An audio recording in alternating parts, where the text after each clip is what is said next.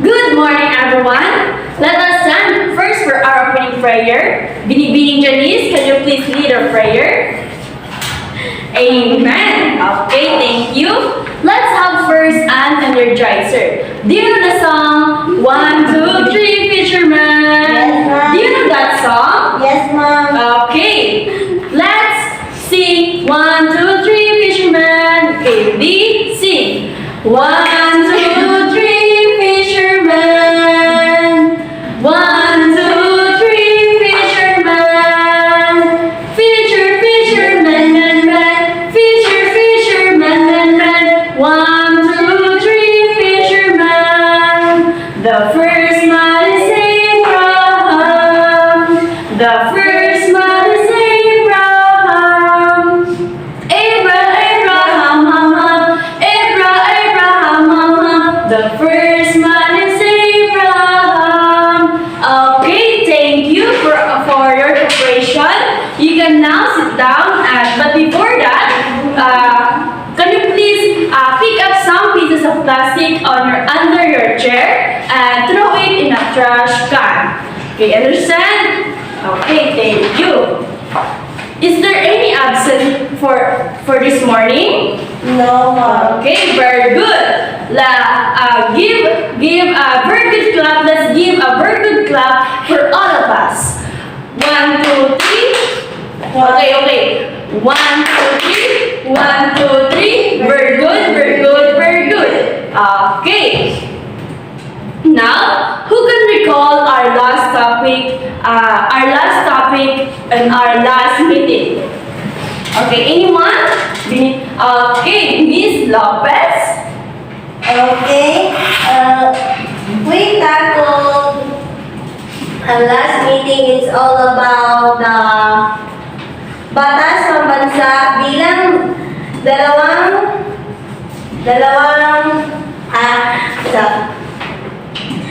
batas pambansa bilang 232 an act providing for the establishment and maintenance of an integrated system of education. Okay, thank you. Now let's us know our classroom rules before anything else. Okay, first our classroom rules. Participation is a must.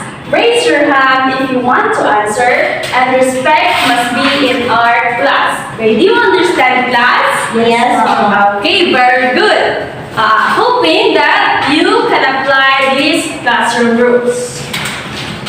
Now,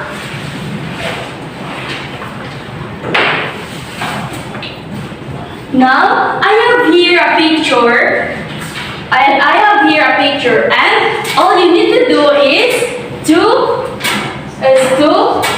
explain what the picture means in your own understanding. Okay, Miss Ubinita, for you, what is your ideas about the picture? Miss Lopez? Miss Pastor? Okay, thank you. Thank you for your answer. This picture, it describes about the republic. It describes also about the education. Now let us know our objective this morning or this lesson.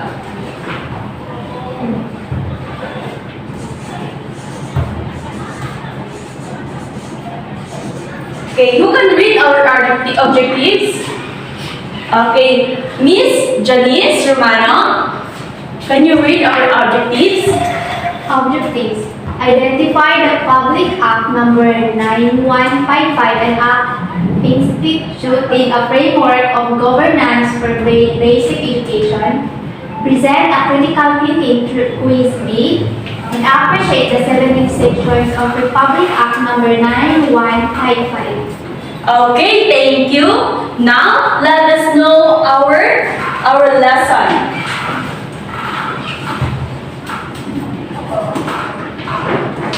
The Republic Act number 9155 and Act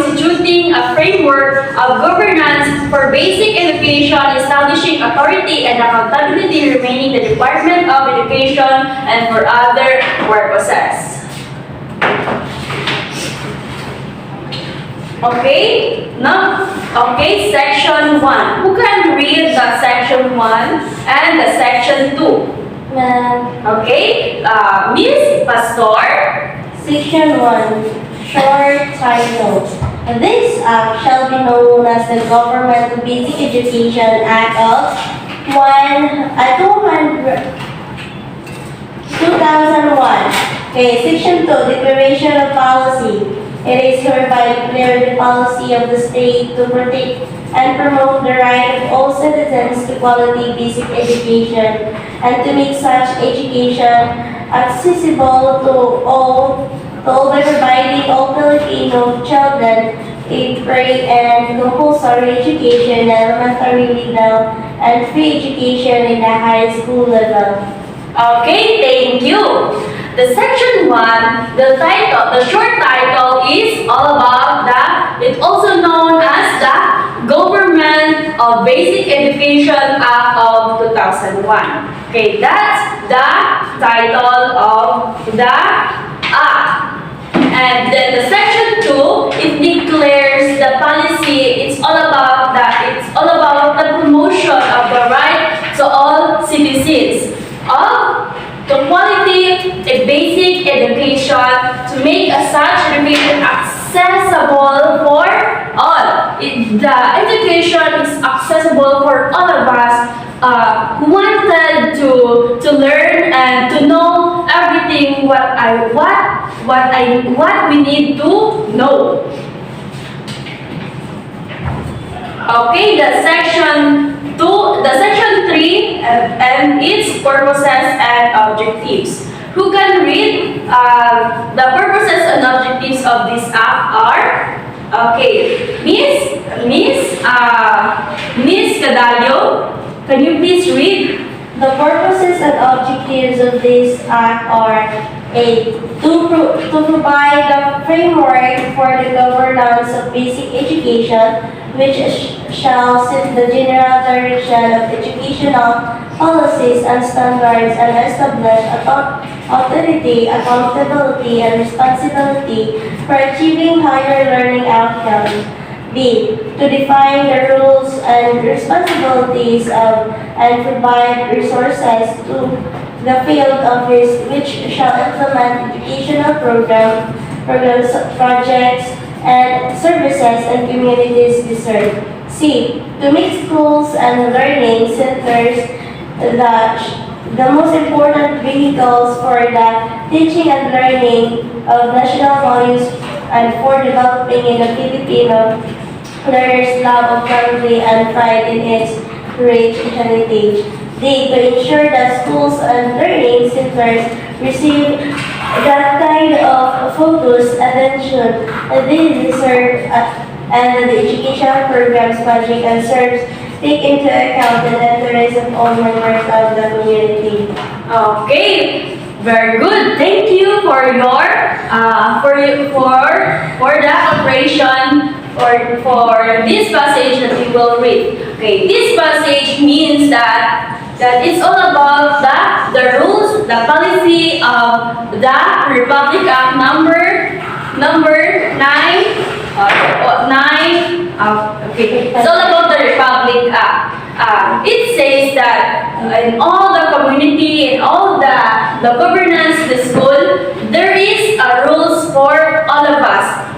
What the rules is that? Is to have a free to educate and to apply our children to learn and school.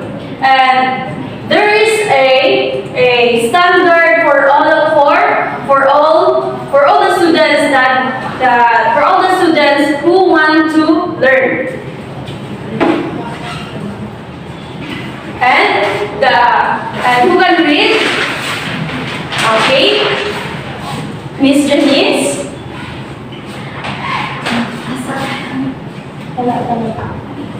E, F, and G. Yes. to encourage local initiatives for the improvement of schools and learning centers, and to provide the means by which these improvements may be achieved and sustained, and to establish schools and learning centers as facilities where school children are able to learn and range of core competencies prescribed for elementary and high school education programs, or where the out-of-school youth and adult learners are provided alternative learning programs and receive accreditation for at least the equivalent of a high school education. Okay, thank you. This passage means that all students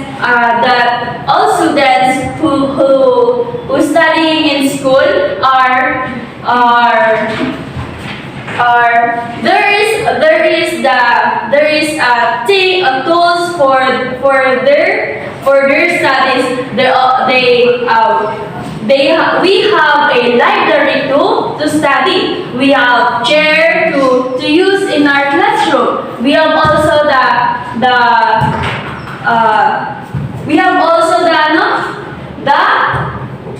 the improvement of the school to learn. The centers to provide means by which these improvements be achieved and sustained. And also, there is the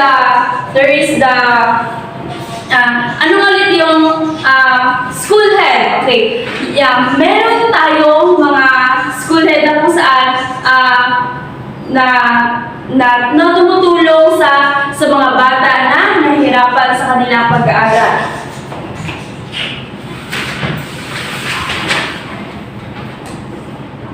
Okay, the section 4, I'll be the one to read.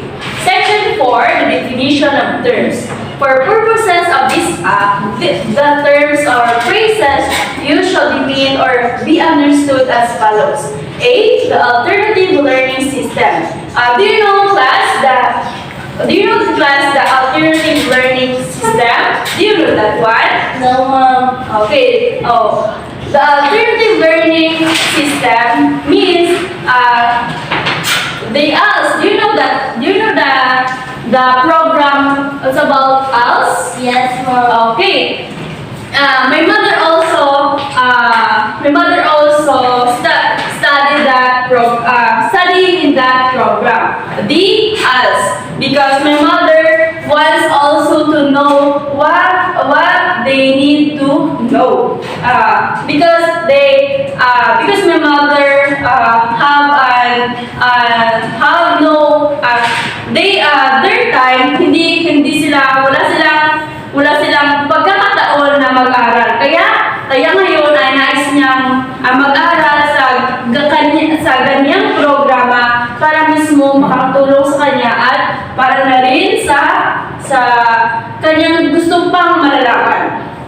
Okay. Now, the basic education is the education intended to meet basic learning needs, which lays the foundation on which subsequent learning can be based. It encompasses early childhood, elementary, and high school education, as well as alternative learning system for out-of-school youth and adult learners, and includes education for those with special needs. Okay, so the basic education. Now, the basic education, it shows in the high school and the elementary, and also the students that will have a special needs. And now, the cluster of schools, the group of schools. Okay, so the cluster of schools, they are a group of schools they are a group of schools which is it's brought together to improve their learning. Nagsama-sama sila upang ma-improve ang kanilang learning. Okay, who can read the formal education and integrated schools? Okay, Miss Jacobis, please read Formal education, it is the systematic and deliberate process of hierarchically structured and sequential learning corresponding to the general concept of elementary and secondary level of schooling. At the end of each level, the learner needs a certifications in order to enter or advance to the next level. Informal education is a lifelong process of learning by which every person acquires and accumulates knowledge, skills, attitudes, and insights from a daily experience at home, at work, at play, and from life itself.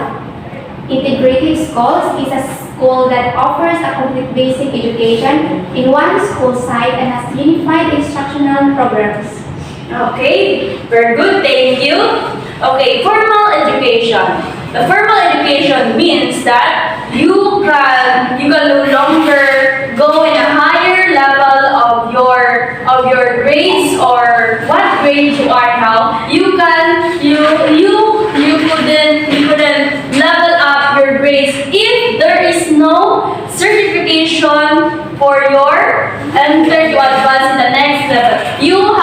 If you have no certificate, you can no longer higher up your level grade. And in the informal education, it says it is the lifelong process.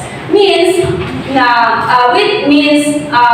either your home, either your also yourself. You can also apply a process of learning in your own self, either in your home and either in the also in the alternative learning system. Okay, the integrated schools. Integrated schools, it offers a complete basic education in one school site and unified instructor. Okay, it is a program which it offers the basic needs of the students.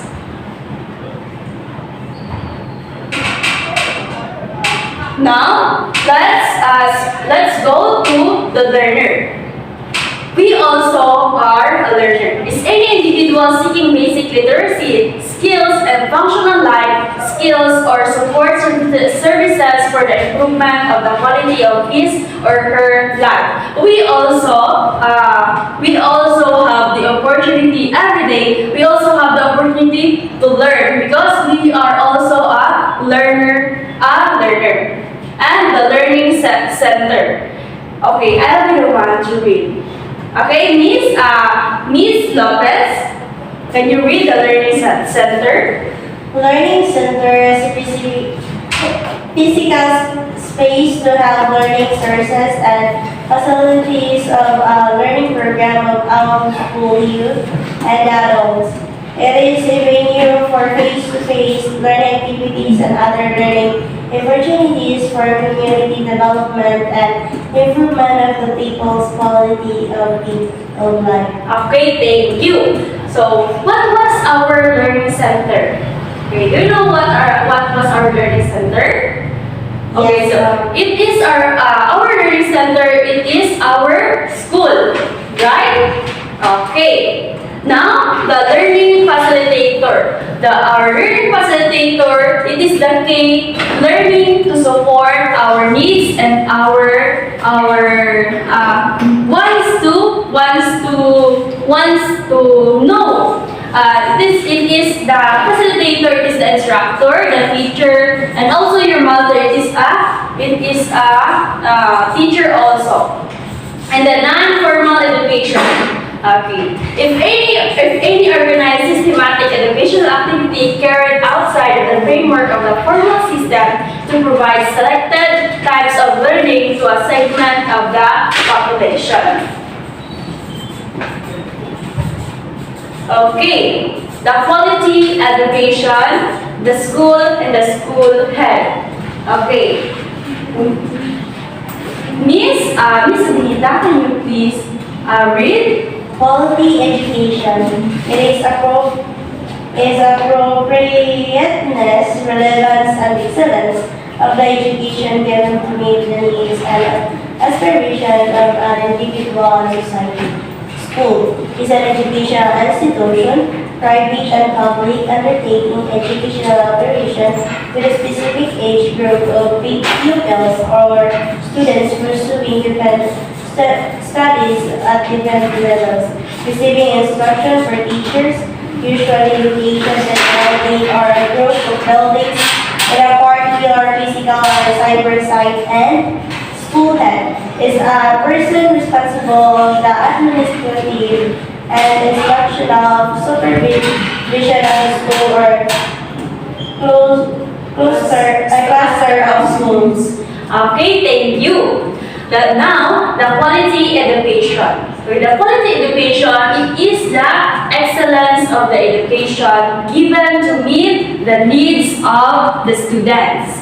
Okay, the school.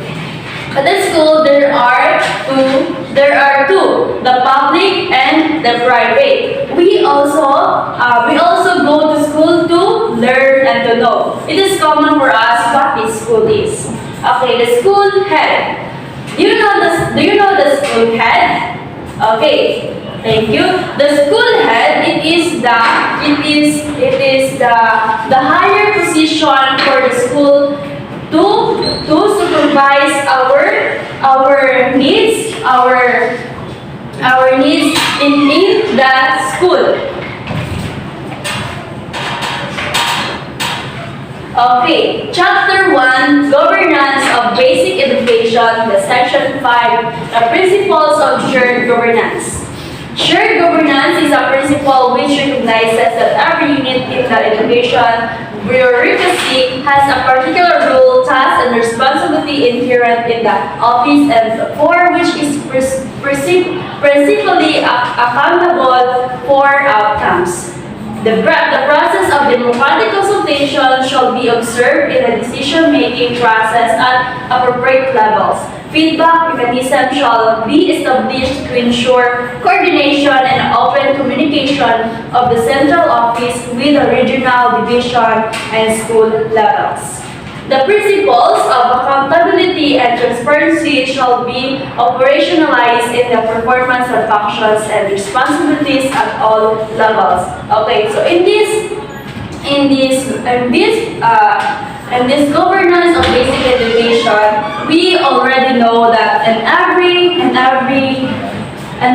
education or every school in every community, there is the responsibility for us to for what? There is a responsibility in every instructor, every person that there is a position in the community. There is a responsibility for us, for the students. That's section 6 and section 7. Okay, Miss Dalopinis, can you please read? Section 6, Governance. The Department of Education, Culture, and Sports shall henceforth be called the Department of Education. It shall be with authority, accountability, and responsibility for ensuring access to promoting equity in and improving the quality of basic education. Arts, culture, and sports shall be as provided for in Section 8 and 9 thereof. Section 7, Powers, Duties, and Functions. The Secretary of the Department of Education shall exercise overall authority and supervision over the operation of the department. Okay, thank you. So in every school, there is a improvement. There is a curriculum that the needs of the students. There is the subject. It's all about the art and also the culture, the sports that shall be provided and all learners or students that needs to learn to provide their needs also. And also, the duties of the instructor is also to what? To make their responsibility for their students. Okay, I'll be the one to read. A. National level. In addition to his or her powers under exciting laws, the Secretary of Education shall have authority, accountability, and responsibility for the following. Number one is the formulating national education policies. Okay, we already know that there is in every school or in every governance community there is a policy. Number two, formulating national basic education plan. And we already know that in every basic education there is a plan for what? To improve. And number three is promulgating national education standards. And also there is a standard for the students or their needs. And monitoring and assessing national learning outcomes. Undertaking national education research and studies.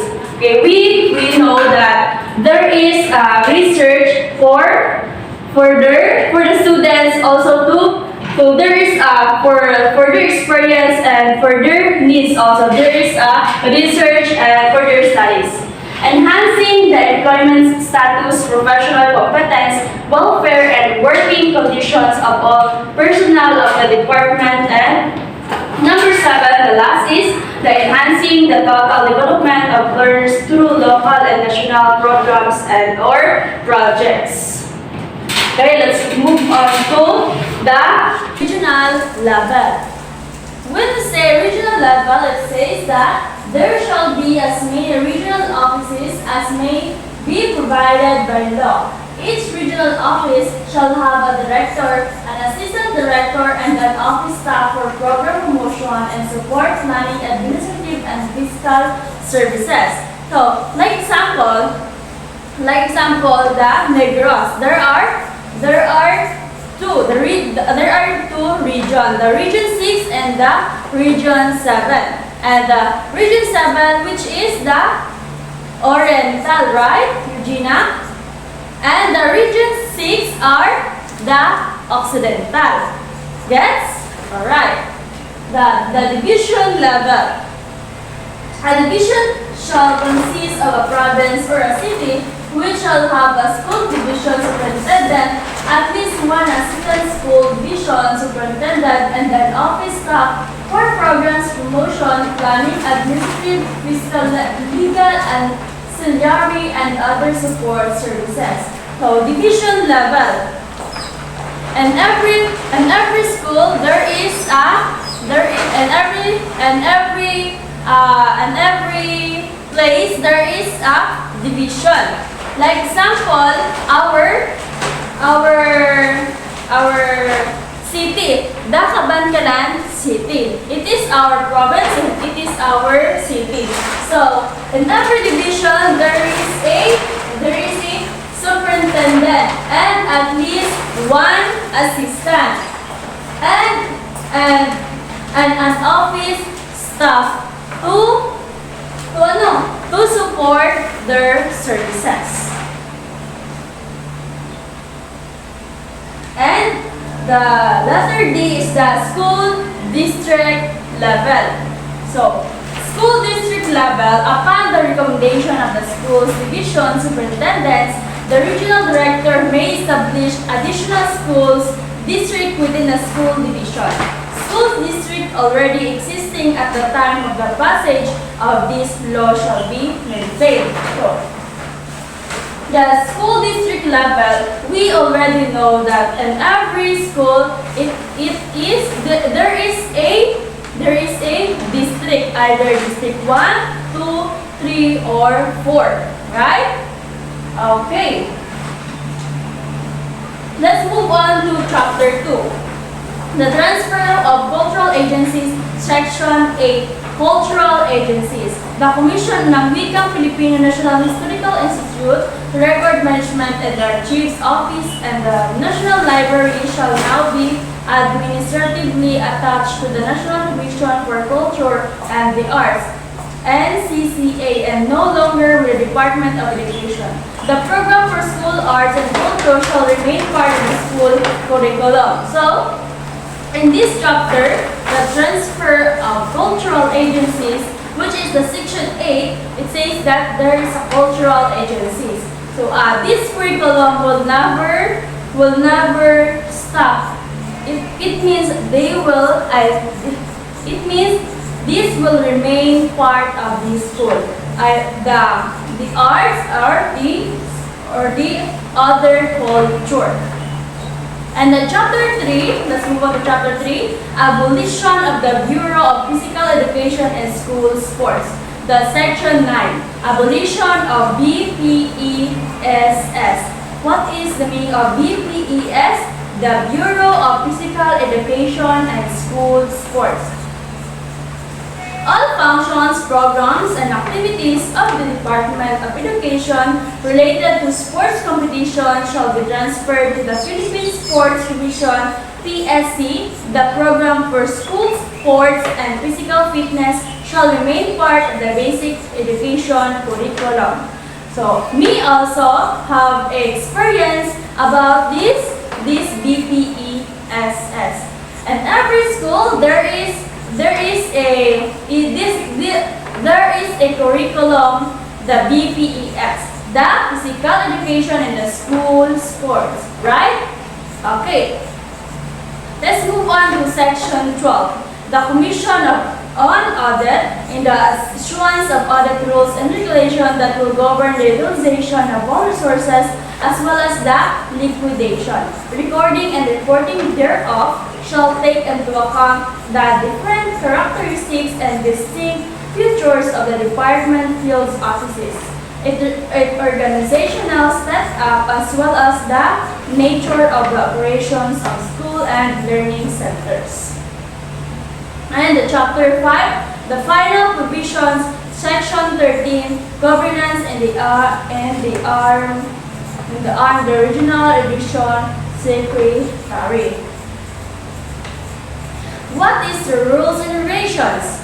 The rules and regulation, it says that the Secretary of Education shall promulgate the implementing rules and regulations within 90 days after approval of this act, provided that the Secretary of Education shall fully implement the principle of shared governance within 2 years after the approval of this act. Which means, these rules and regulations will promulgate or implement these rules after or within 90 days after the approval of this act, and this will fully implement this principle in the governance within 2 years of approval of this act. Okay, now let's move on to section 15, 16, and 17. The section 15, it is the separability clause. O sa Tagalog ay walang makasira sa ganitong republika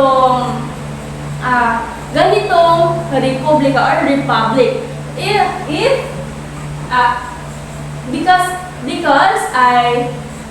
Because this republic shall remain or part of this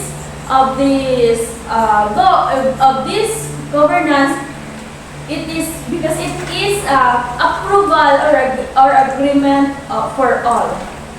And the section 16 repealing clause means all laws, decrees, executive orders, rules and regulations, part or parts thereof inconsistent with the provision of this act are hereby repealed or modified accordingly.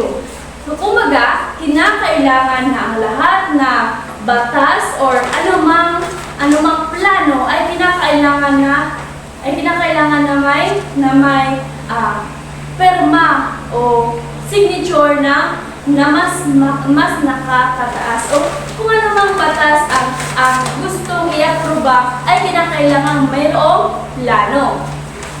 At pupunta naman tayo sa section 17, the effectivity clause.